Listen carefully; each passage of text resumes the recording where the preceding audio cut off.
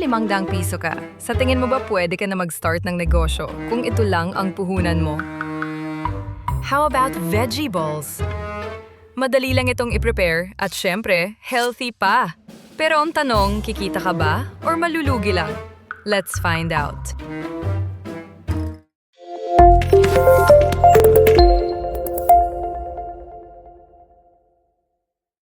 Here's Alice. Gusto sana niyang subukang magbenta ng veggie balls.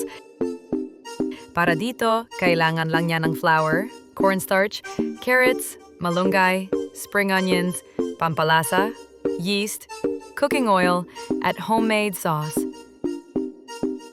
Pero sulit kaya ang pagod at puhunan? Mag-compute muna tayo ha, based sa current na presyo sa palengke. Ang 1 kilo ng flour ay 60 piso. Cornstarch, nasa 5 piso. Carrots, 15 piso. Malunggay, 10 piso. Spring onions, 10 pesos. Chicken cubes para pampalasa, 12 pesos. Yeast, 5 pesos. Salt and pepper, 3 pesos. Cooking oil, 40. Ingredients para sa sauce na may vinegar, toyo, sili, sugar, cornstarch at garlic, nasa 40 pesos. Disposable cups and bamboo sticks pangtusok, 25 pesos. At gasol or uling, 25 pesos. So, ang total cost ng isang batch ng veggie balls na ito ay 250 piso, kung saan ay makakagawa na ng approximately 500 piraso ng veggie balls at around 5 gramo each piece. Kung 10 piraso ng veggie balls ang nilalagay per serving, makakagawa si Alice ng 50 servings mula sa naluto na 500 piraso. Now, if ibebenta niya ito ng 15 piso per serving, tingnan natin kung magkano ang kikitain niya. So, 50 servings times 15 piso each equals 750 piso. Then, ibawas natin ang puhunan na 250 piso mula sa gross sales na 750 piso. So, 750 minus 250 equals 500 pesos. May 500 pesos na kita si Alice. Siyempre, kailangan niyang mabenta lahat ang 50 servings ng veggie balls para makuha niya ang 500 piso na kita.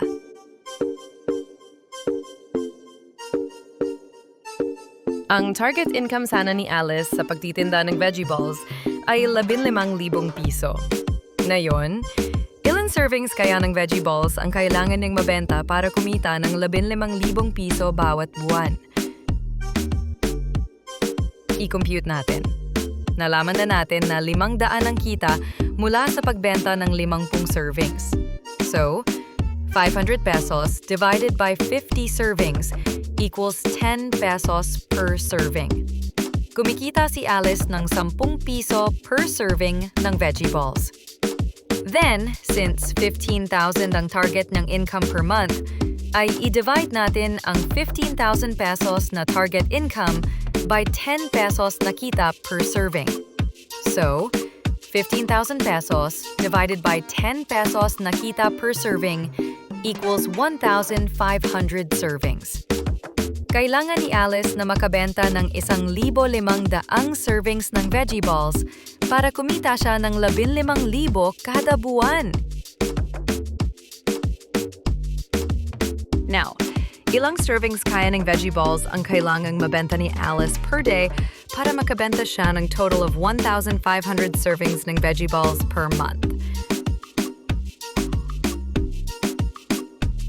Now, para malaman niya kung ilang servings ang kailangan niyang mabenta per day, i-divide natin ang 1,500 servings per month sa number of working days ni Alice per month. 25 days lang ang working days ni Alice per month. So, 1,500 servings per month divided by 25 working days per month equals 60 servings per day. Kailangan ni Alice na makabenta ng 60 servings ng veggie balls per day for 25 days para kumita ng 15,000 piso per month. So, balik tayo sa tanong na, kikita ka nga ba sa pagbebenta ng vegetables? Yes, sigurado kang kikita kung makakabenta ka ng at least 50 servings per day. Pero, syempre, ma-achieve mo lang ang target na 15,000 piso monthly income if consistent kang makapagbenta ng 60 servings every day. Now, ano pa ba ang pwedeng gawin para madagdagan ang iyong income? Para madagdagan ng income, pwede kang magdagdag ng palamig na magandang pang-partner sa veggie balls. Pwede ka ring magdagdag ng spicy at sweet and spicy na variation sa inyong sauce. Minsan kasi, babalik-balikan ka ng customer dahil sa sarap ng sauce na kasama ng iyong binibenta. Of course, dun ka dapat pumuesto kung saan may maraming commuters at estudyante na siyang target market ng iyong binibentang pagkain.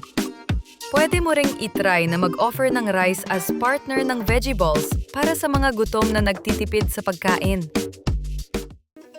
Pwede kang kumita sa pagbebenta ng veggie balls.